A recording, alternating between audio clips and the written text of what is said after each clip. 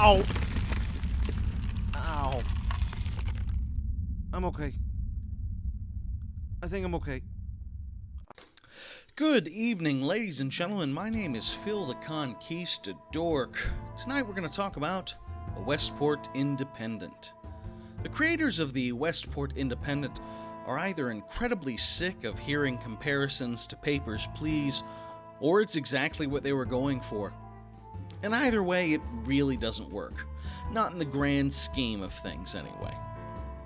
Developed by 0010 and released on January 21st, 2016, the Westport Independent is a strategy game about developing an independent newspaper source in the impending shadow of a totalitarian government that just isn't in the mood for being criticized. It all takes place in 1949, in the fictional country of Westport, a vaguely Eastern European country that has recently been taken over entirely by the vaguely named Loyalist Party, who has given you and the rest of the country 12 weeks until the Public Culture Bill comes into play. Essentially, the Public Culture Bill has been set up to protect the government from the big bad pens of the free press.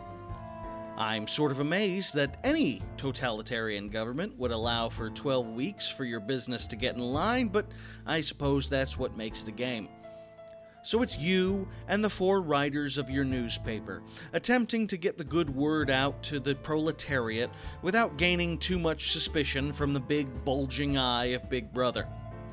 2 of your staff are more inclined toward rebellion, while the other 2 are more interested in living in an unobtrusive life under the gaze of the Loyalist Party. As the editor, it is your job to determine the ultimate fate of your newspaper.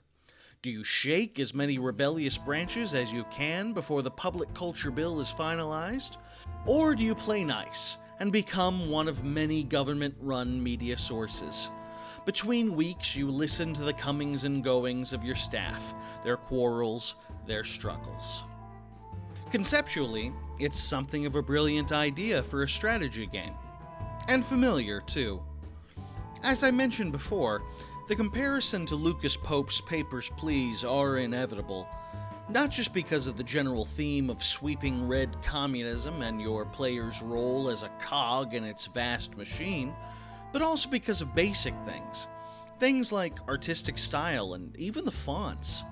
If I hadn't known better, I would have assumed that this was a sequel to the 2013 game, particularly when you compare it to Pope's earliest game, the Republia Times, made during a 48-hour jam session. The influence is obvious. Unfortunately, the positive comparisons to Papers, Please are just more fuel to add to the fire of why I couldn't fully appreciate the Westport Independent. In Papers, Please, you play a border guard in a bleak, communist-laden society. It has a brilliant Cold War feel to it, and the drudgery of your life, the increasingly complicated yet banal series of papers and passports and stamps that you have to keep track of, serve the plotline brilliantly. You're learning about the danger and insanity of your protagonist's life through its tedium. In Westport Independent, that same tedium feels less like a significant moment and more like just another layer of strategy to get through. Instead of absorbing the atmosphere, you're trying to figure out the math of winning. And if this was just meant to be some sort of newspaper strategy game without any hints of satire or public commentary, that might be forgivable. But the game opens up with the subtitle, A Game About Censorship, Corruption, and Newspapers. Clearly, 0010 was aiming for something loftier than your average sim game. That's not to suggest that it's horrible. Effort has gone into this, and it shows with the writing. Every day you receive pitches that are yours to rewrite or delete completely. How you do this and what writers you assign these tasks to will make the ultimate difference in who buys your papers and who is paying attention to them, whether it be the Loyalists or the Rebellion. It has the right atmosphere and general ambiance, but in the end, the Westport Independent feels like a strategy game with a political flavor, while Papers, Please felt more like a political game with a strategic flavor. And while it's a very interesting exercise in story through gaming, I can't help but wonder what might have been if the universe and the mechanics of the game itself hadn't been deepened a tad. Let me learn a little more about my writers beyond the interweek cutscenes. Give me more options for editing and rewriting news stories. There has to be more than this.